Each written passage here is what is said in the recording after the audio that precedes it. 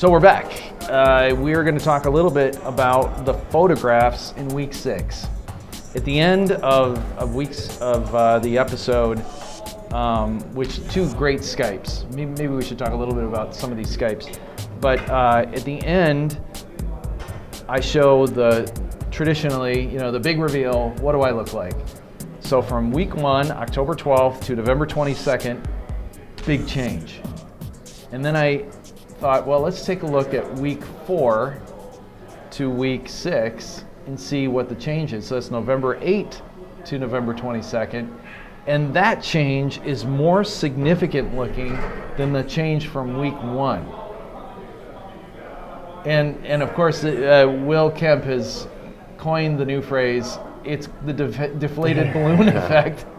So how do you explain that? I mean,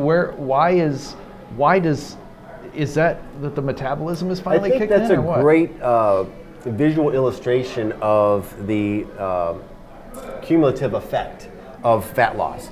We must remember, once again, we're back to this theme: fat loss, not weight loss. Body composition change. It takes time. It's cumulative. Body fat reduction is an overall body process. We cannot spot reduce an area, as we know. So as this is happening, it's an overall body process built on a cumulative effect of increasing your metabolism slowly by the way you're eating, by the muscle you're building, and all these things you're doing correctly. So and so it takes a while. You don't see much, and then all of a sudden you'll see it a little quicker. Then it might lag a little bit, and then a little quicker. Then eventually, probably about 16 weeks into it, it should be more continual. But that's why. In general, that's why I would say that's happening. So, essentially, what I saw is that my body, and everybody's body is different, is I was packing a lot of my fat on my back. So when people would see me from the front, they would go like, oh, yeah, but I have a backpack of fat that I'm carrying, and especially here in the love handles and around the kidneys, and the fat sort of cut into the love handles and made them look like literally two basketballs stuck underneath the skin. And then on the 22nd, that big look is gone. Start to go, yeah. So again, it's a good message to everyone who is striving for this and following along, that you can't get too depressed or too overcritical of these intermittent and beginning pictures, because you never know when that next step's going to happen.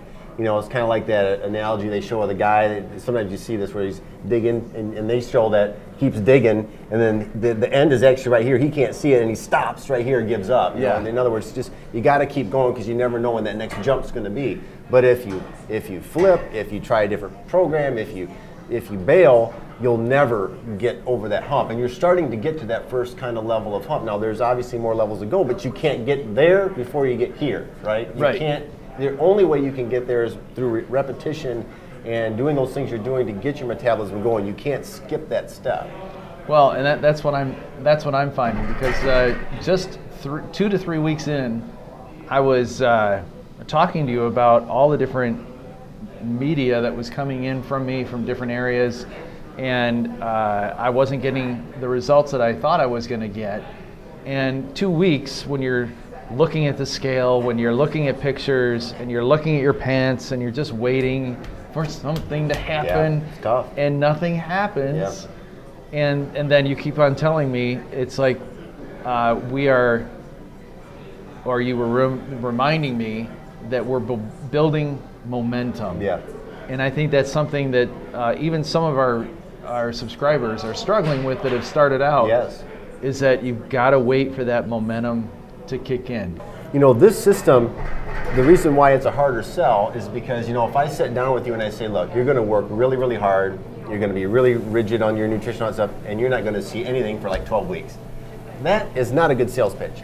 No. But it's reality. Versus if I say, in 30 days you're going to drop 6, pant sizes or whatever stupid things they sell. So my point is with that, though, you have to go into it understanding that, so you can execute for the long term. So that's a really good, notion. So again, just as encouragement out there for all of you to, understand that you're creating that momentum and building that you will reap those rewards into the process. No question. But you cannot skip this step. You cannot jump it to get there. Right. And the Skypes help. Good. Even though I'm working with you remotely most of the time, and thank goodness I'll be here all week.